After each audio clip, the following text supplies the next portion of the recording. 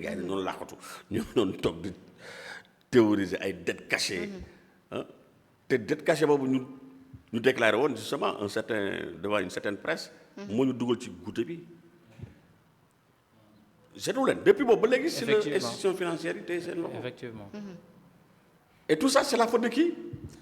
D'un seul homme, Ousmane Sonko. Il s'appelle Ousmane Sonko. moo ñu dugal ci guute bi.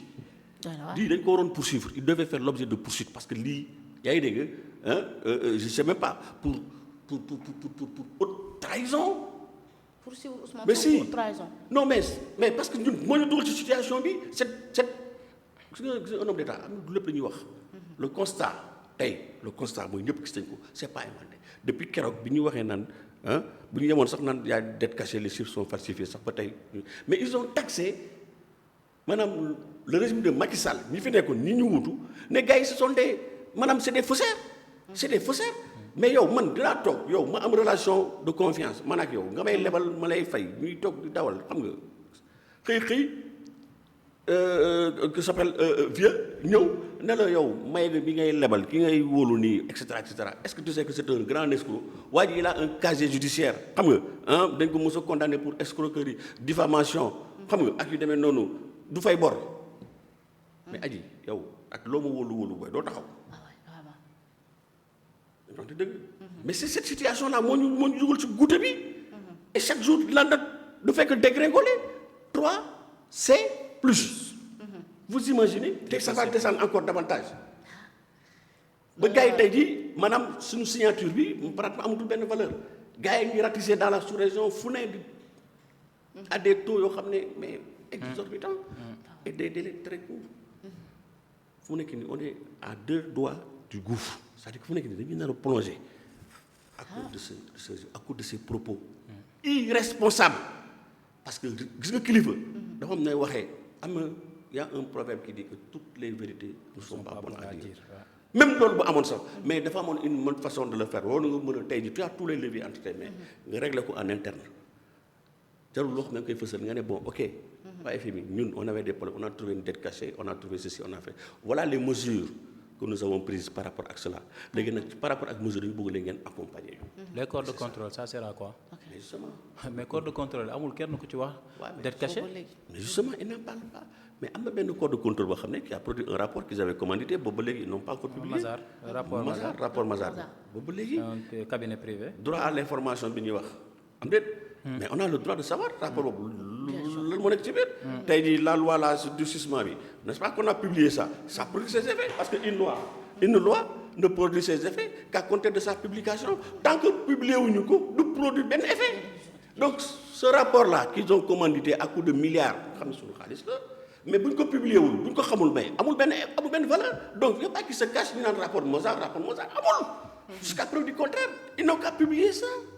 ñoo fi woote woon jubanti te dëgg man yàlla dafa def quand j'ai eu ma maîtrise en droit dama poursuivre je me suis spécialisé en droit des affaires j'ai fait ce qu'on appelle un DESS en droit des affaires diplôme d'études supérieures spécialisé en droit des affaires maa ngi fàttaliku à l'époque j'avais commencé à travailler dans des institutions financières des institutions bancaires par exemple au niveau du département risque et contentieux de la BICIS bi nekkoon place de l'indépendance yaa gën a wala nekkoon di gérer contentieux après je me suis retrouvé au niveau du service juridique de la BHS yaa ngi dégg et cetera donc j'ai un parcours gis nga banquier dama lay wax ñun contentieux yi ñoo jot nan la ñuy def pour réaliser les gages banquier du loolu lebal mukk sans avoir des garanties dama ne mënut a nekk ñun la matière ñun nan la ñuy def pour réaliser les garanties mooy hypothèque yeeg yu demee noonu banquier bu lay lebal sans garantie. pour minimiser les risques.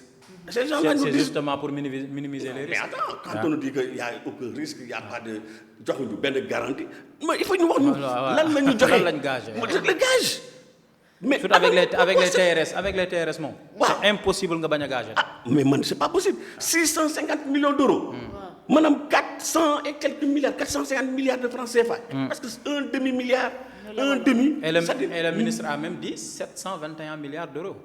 encore. c'est ce qu'il a dit des commissions ak machin tout ça là. yoo xam ne suñu xaalis la yoo xam ne dañ ko def bay doon làqatu. ñoo koy fay ñun ba ñoo ko war a journal fay bi Financial Times. Financial Times bu ko génnee wut sur la place publique est-ce qu'ils vont nous informer est-ce que dina am ministre bi dina gën di def conférence de presse. c'est la grande question aussi. Abu Dhabi Bank. fa lañ jëlee benn partie bi. beneen partie bi mu ngi jógee ci je pense Africa Corporation Bank. et abu bu ñu déggee Abu Dhabi rek. suñu xel am na ci lu mu dem. le premier ministre defoon na fi benn. voyage boo xamante ni il a fallu que le doyen Madiambal Diagne wax ñu ni. demoon na fi et justement ci sortie boobu je me rappelle. Madane aussi waxoon na ci doon leen moytu loolu yi. bien sûr. te leen il faut ngeen moytu parce que secteur boobu gars yi mën nga leen gis ñu promettre le monts et merveilles ak lu ne mais nan lañ koy defee il faut ngeen xool faisabilité wu. avec les fonds vautours et tout ça. mais justement xamul na fi ñu jëm. nee na moytu leen bu leen dem foofu. donc tey aujourd'hui le constat mooy. ñun daal fu mu nekk nii moom. on est mal barré. nous sommes très mal barrés quoi. non ça veut dire que. c'est-à-dire que du jour au lendemain dañuy jékki-jékki ñëw xoolal gars yi bu ñu réaliser les gages et surtout que les gages loolu mooy la dangerosité de ce type de prêt maanaam ñoom ils ont ce qu'on appelle ils sont un droit chirographaire c'est-à-dire c'est des super privilèges un créancier chirographaire c'est un créancier qui a un super privilège ça veut dire que tey bu ñu naree fay ñoom ils sont les premiers à être désintéressés dafa mel ni tey jii rek une société boo xam ne dañ ko doon liquider bu dañ ko doon liquider li ñuy njëkk a fay bu ñu depuis de la liquidation mooy les salaires du personnel salaires yi c'est ce qu'on appelle un créancier chirographaire am ay privilèges parce que le salaire il a un caractère alimentaire léegi ñii tête bi ñu def nii maanaam les anciens créanciers là ay FMI Banque mondiale ak ñeneen yaa ngi dégg nga xam ne depuis Mathusalem ñu ñuy accompagner ay bor yoo xam ne peut-être amaana jamono yi Senghor la woon yaa may dégg ñu ñuy accompagner tey les nouveaux créanciers là mooy 450 millions d'euros yi xaw ma 650 millions d'euros yi tey il suffit que ñoom ñu déclencher processus de paiement rek mu am un incident par exemple le pétrole mën na jékki-jékki rek grimper xam nga mu am flambée des prix ou il y a une catastrophe boo xam ne c'est ça pour que ñu réaliser leur gage ñu demander à être payé te du en ce moment l'État du Sénégal du ñu xaar 3 ans yi parce que normalement prêt bi c'est sur 3 ans n'est-ce pas mais du ñu xaar sax 3 ans yi ça veut dire que ñoom il suffit que ñu activer le décaissement le règlement pour que gars yi ñu fay ko si on ne le paye pas en ce moment ils vont maanaam mettre en exergue ils vont réaliser les garanties maanaam bon je vous donne comme exemple Madiambal newoon na ne gars yi xamu suñu pétrole la ñu tayle je ne sais pas ça c'est selon ses propos pétrole bi daal lañu tayle ak je sais pas aéroport bi je pense bien en tout cas am na des biens de l'État yoo xam ne dañ ko tayle des actifs de l'État quoi des actifs de l'État voilà c'est le patrimoine de l'État nga xam ne ñun ñëpp État c'est ñun ñëpp c'est nous tous tey il suffit que cette banque là waa Abu Dhabi par exemple ñu ne dañuy réaliser gars yi ñu ne bon léegi écoutez donc voilà compte tenu de certaines circonstances bon parce que moi défaut de paiement kay c'est mort il demande le paiement avec le TRS moom soo amee défaut de paiement boo amee défaut de paiement rek wala échéance bi wala machin donc ñu demander ñu réaliser les gages ça veut dire que su boobaa suñu pétrole bi nga xam ne moom la ñu doon ndamoo nga xam ne Thierno Alassane Sall dafa bañ ba mu jaral ko mu démissionner ci gouvernement Macky Sall parce que dañ ko bëggoon signer loo contrat yow mu xam ne lii dëppoowul ak intérêt au Sénégal mu démissionner pétrole ba nga xam ne tey moom mooy suñu maanaam suñu ressource bu gën a mag ci ñun principale ressource actuellement principale ressource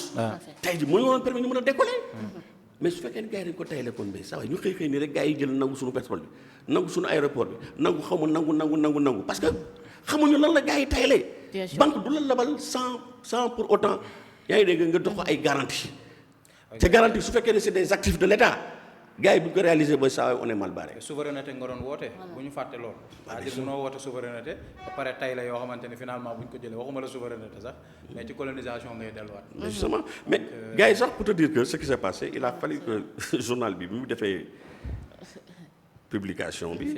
gars yi dañu convoqué woon les députés xam nga. pour ñu ñëw voilà maanaam voter benn loi boo xam ne maanaam c'est contre vous êtes, je pense que vous êtes économiste, parce qu'il y a des gens qui disent la structuration, comme structuration, nous pouvons une motion d'accompagnement du gouvernement pour que motion de censure nous puissions voter, quoi, nous puissions restructurer, pour nous accompagner l'État. Mais depuis quand une Assemblée nationale vote des motions pour accompagner un gouvernement. ñoom ils sont là pour contrôler l'action du gouvernement mais ñu ne non dañu bëgg parce que ils ont leur majorité mécanique ñu dañu bëgg ñu voter loi boo xam ne dañuy soutenir maanaam de soutien au gouvernement par rapport ak bor bi mais bi coow li ne cour ñoom Thierno Alassane Sall gars yi di génn ñoom lot la waaw gars yi ñëpp économiste gars yi yëpp génn commencé ci coow mais gars yi dañoo mujj annuler ordre du jour bi jour boobu mu ne objet de la réunion gars yi dañu ko mujj annulé ba tey ba suba ba jusqu'à présent ba amatul d'activité de motion de soutien au gouvernement donc ça veut dire que il y a anguille sous roche gars yi lii ñuy wax tey nii naan ay jubbanti ay loi sur l'information machin xam nga c'est des gens yoo xam ne ils sont c'est-à-dire dans le flou total donc ñoom ils sont dans le flou mais ñun on n'est pas dans le flou dofuñu jinne jàppuñu xam nañu on est des hommes d'État donc il appartient aux Sénégalais vraiment ñi nga xam ne tey vraiment ñu bañ a topp ces gens là comme les moutons là comme on dit ñu jéem a ressaisir xam ne que ce régime là il a montré ses limites mënuñu dañu dem parce que di leb pour di fay ay bor c'est du n'importe quoi man de jàpp naa da ngay leb pour investir Macky Sall au moins nee nañu il a emprunté 12 000 milliards en 12 ans am déet ñii ils sont à combien 15 000 milliards ci 2 ans te gisuñu sax trottoir bu ñu inauguré rien du tout dem di ay tata gi xam fan dëkk boobu Fissel Mbadane barki Demba Ndiaye man ba ma déggee ñu ne le premier ministre Ousmane Sonko sera à Fissel Mbadane pour inaugurer ma ne enfin gars yi inauguré quoi mais après bu ma gisee suite bi ñu ne non dafay dem pour inaugurer maanaam siège u Pastef ma ne siège lay jógee Ndakaaru dem ba Fissel Mbadane Caajaay ngay déggee ba Caajaay jël rang bi pour dem di inaugurer ay siège u Pastef avec l'argent du contribuable boo gisee seen 8-8 xanaa oto yi mi parti politique mais yow ak réew mi fi mu toll moom amul lu muy inauguré mu ay siège mais attends mais damay gént wala lan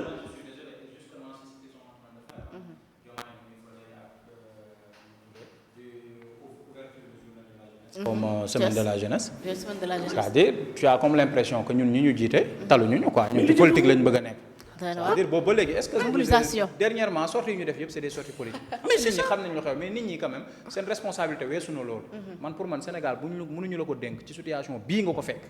bi nga décrire yow yaa ko décrire. yaa ñu wax ni Sénégal situation bii nga ko fekk ni nga quatrième xaw ma cinquième sous-sol. tout à fait. tu te permets de nekk ci politique H24. H24 c'est-à-dire ay loo xamante ni seen problème interne sax finalement dem na ba tere réew mi dem ci yooyu ngeen di wax ci yooyu ngeen ne affaire élection apte inapte ak yeneen ci biir yu kenn xamul c'est-à-dire tey waxu sénégalais bi ba léegi. waaw c'est ça. ñu ngi ñuy dégradé di continuer di ñu dégradé yow nga tal tey jii man même pour man fête de l'indépendance de cette année là bu fekkee situation bi ñu wax dëgg la war woon am. merci. c'est-à-dire war woon sax am parce que mënoo ñu décrire situation bii nga ñu décrire économiquement parlant suñu notes yi di ñuy dégrader suñuy notes. nga bëgg dem di def ay fête 4 avril. ba pare déplacer ko sax. yóbbu ko Thiès. c'est des choses yoo xamante ne je n'ai rien contre yenn affaires yi. su fekkee ni réew maa ngi dox ni mu war a doxee. def ko lu war la. mais su fekkee ni ñoom situation bi ñu wax laa wax ñoom li ñu wax su dee loolu la. te situation boobu moo fi am que Sénégalais yëpp yëg nañ ko. am na yoo xamante ne waruñu ko def ci nekk ci ay festivités yu kenn xam. doy na waar merci beaucoup alors monsieur Mbengue 2 ou 3 minutes rek ci projet bi nga xamante ne nee nañu yéen a ko bloqué alors on oppose